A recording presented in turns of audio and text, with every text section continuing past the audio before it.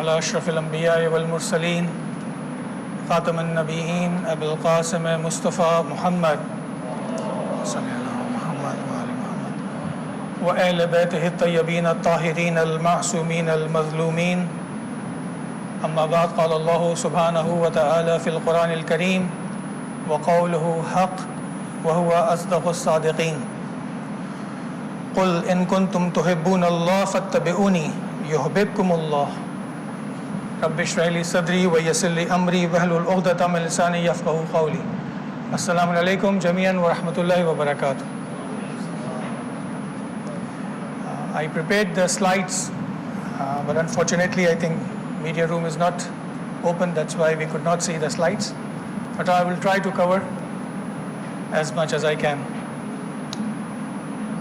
So our discussion is going on last week about the driving force. What is that motivating force which keeps us moving, which makes us do action? Our deeds, our behavior is based on what kind of motivation? That is very important for us to know, so that we can analyze ourselves and our new generation, that how we are going to work with them, work on them. That's very important. So we discussed that there are two major factors which involve in our behavior. Whatever kind of behavior we do, there are two categories. Based on those two categories, we behave. The first category of behavior is external. We mentioned there is external force and there is internal force. These are the two factors, these are the two categories which affects our behavior. When we talk about the external force, there are a few things which I would like to share, and there is internal force which is within us. But remember, in both of them, there is positive and there is negative. Positive environment, positive force from outside, and negative force from outside, which make us do work. And there is negative and positive internally also. Go to the previous slide, please.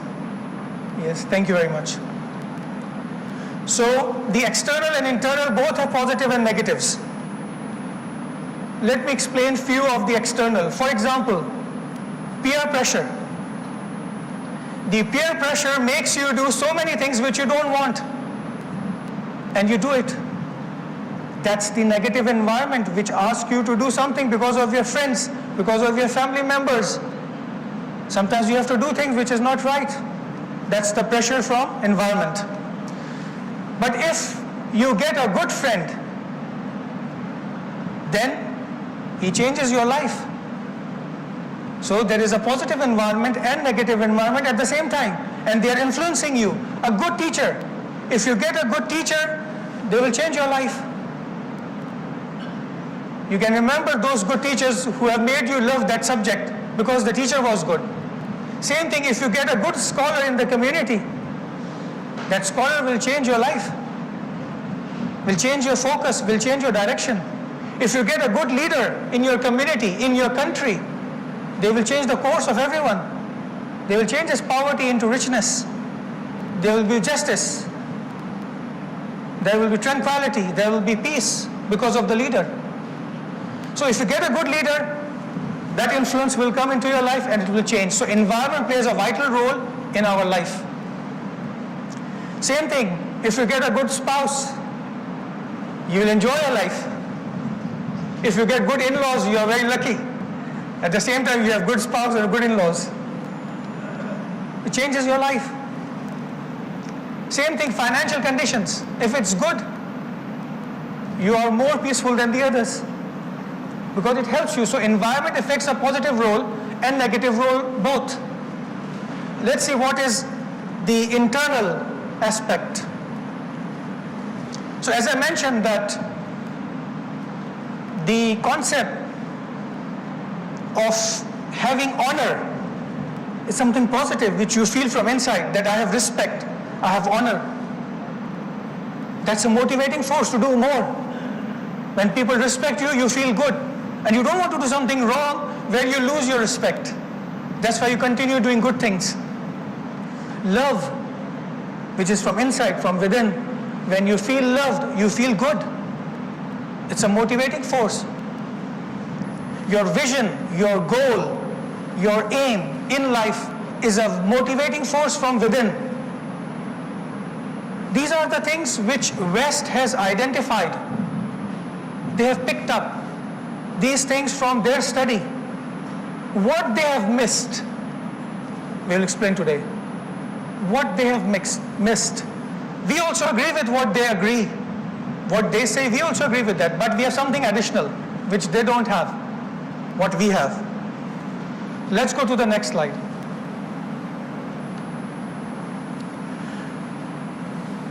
Yes, so in this slide, I'm trying to explain that the Western psychologists relate motivation to many aspects of life, such as biological, environmental, cognition, and development.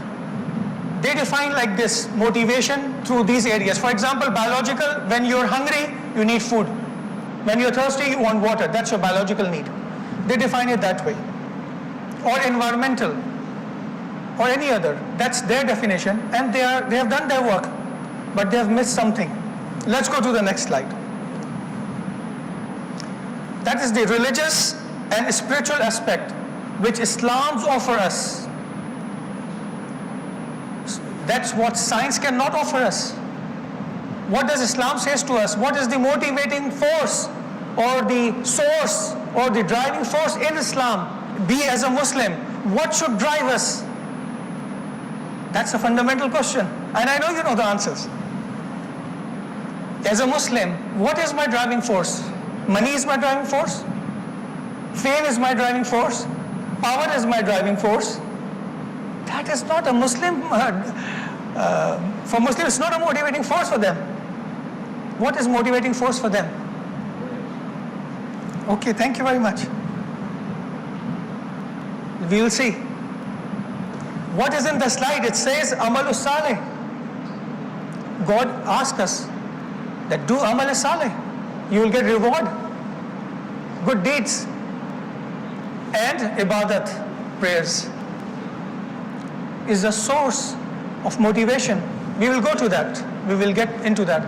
So in the Western world, you won't find these kind of motivating forces defined by them. They have 7, 8 fundamental motivating theories. Because the focus is not God, so they cannot explain it. And we study them and we work on that, but we don't work on the religious factor, which gives us motivation. So if I try to explain it, for example, let's go to the next slide. So before we go to the slide, the ayah says, إِلَّا الَّذِينَ آمَنُوا وَعَمِلُوا الصَّالِحَاتِ لَهُمْ أَجْرُهُمْ غَيْرُ مَمْنُونَ. So if we do Amal Saleh, first thing is Iman. Then we do Amal Saleh, then the reward is unending. That is the motivation which God gives us. So what is in this slide? What is the message? What is the main point in this slide? So the three-dimensional model of man's relationship with God. When it comes to religion, the center point is God. There is no other center point. The center point of our life is God. Everything starts from there, ends there. So now, what is the motivating force? You have heard this hadith so many times in every majalis and every khutbah. They might explain you this, that we do our action either in fear of God, because we fear, we take action, or we do because we want something from God, or we do something because we love God. There are three reasons of doing any action. Any action which you do as a Muslim has three fundamentals. Either it's because of fear of God, or it's because you want to gain something, you need something, or you do because you love God. And I don't have to explain it because it's already known. From the childhood we learned this. But the important thing is, what is the combination? How do you get respect? That is what I've tried to explain here. When you have fear of God and love of God, then respect comes. When you have desire to gain something and you have love of God, then trust comes in. This is how you build trust in God. Because you know, I am doing this, I will get this. That's the trust you get from God in your life. Same thing, respect. When you have a fear of God and you have love of God, then comes respect with it. See, in our lives, do we want people to respect us? What we should do, how we should become. That's very important. We want people to have trust in us, how we should work. This fear doesn't mean that it stops you from doing anything. No, fear of God doesn't mean this.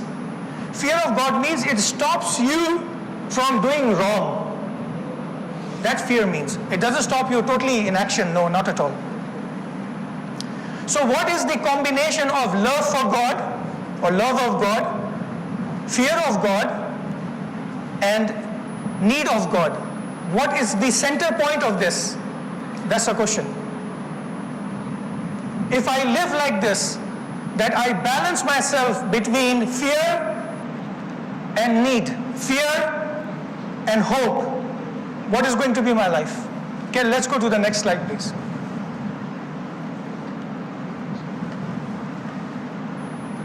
The center point of these three things is called Iman. We pray, we ask God for what we want, and when we get it, we love God.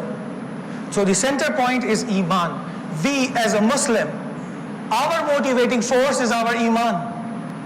That's the motivating force that takes us towards God. That's the journey which we want. Otherwise, we are not doing what we are supposed to.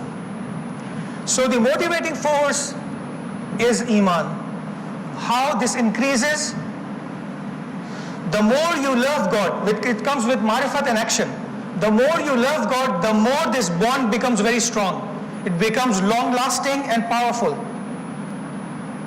When we don't practice it, it will not come. So love of God is very important, and it increases with the passage of time, with experience, with action. Now my question to all of you is, how do we increase love of God? That is a very basic question. If I want to increase love of God, what I have to do? I have a fear, I have love of God, and I want to gain Jannah, paradise. But how will I increase that love? This is a question for next session. So as I said, as Quran says, فَبَعَثَ اللَّهُ نَبِيِّينَ مُبَشِّرِينَ وَمُنْذِرِينَ. God has sent prophets to bear us good news, and warns us. They stop us from doing wrong, and they advise us to do good. All the prophets, their job was this, to create fear and hope together. If one thing exceeds, then you lose. Let's go to the next slide. So as I try to explain here, that the fundamental thing is the Iman. Iman is the motivating force behind our action. The more you have Iman, the more you will be powerful in your actions, in your wajibat, in your mustahabat, in everything you will keep God in your mind. So as Holy Prophet, as Imam Baqir ﷺ says, this what is Iman? He said, Al-Imanu hubbun wa bughzun. If I have Iman, I have love or I have hatred. Love for God and hatred for God. This is what Iman is. So Iman has levels. So the highest level of Iman is where you have love for God and hatred for God. Afzalul amal al-hubbu fillah wal-bughzu fillah. So my action for God, for love of God or for hate of God, that is the ultimate perfection where we try to reach. Let's go to the next slide, please. So before I go to this example, I would like to answer the two questions which I asked last time. That what is the driving force for humanity and world peace? So the answer is Islam is the driving force. Islam is the driving force for humanity and world peace because God is the center point and God is all about love. The second question was, what is the driving force for all nature? The answer is water is the driving force for all nature. So now what is in this slide? What is in this picture? This is just an example. So as you can see, there's a motorbike, and there's a lock, and there's a pole with which it is locked. So the more strong and powerful the lock is, the more satisfied the person is. When he's coming to pray, he knows my bike is parked outside, it has a big strong lock, and nobody can steal it. A thief cannot do anything. And he comes here, pray peacefully, goes back. Because he knows this lock is solid. Nobody can break this lock. And it is tied with a pole which is very strong. Nobody can break the pole as well. So my bike is safe. So why this example? What is the message? This lock is an example. This lock is your iman. If you tie yourself with God, then no shaitan can take you away from God. The more stronger the lock is, the more protective you are. So we need to be strong in our iman, so we are in connection with God in such a way that nobody can take away us from the right path. Nobody can deviate us. Thieves cannot take away us from God. We have to tie. So we have to strengthen our faith. There are methods of doing it. There is a detail. So inshallah, next time if I'll get a chance, then I will try to explain those things. Wassalamu alaikum wa rahmatullahi wa barakatuh.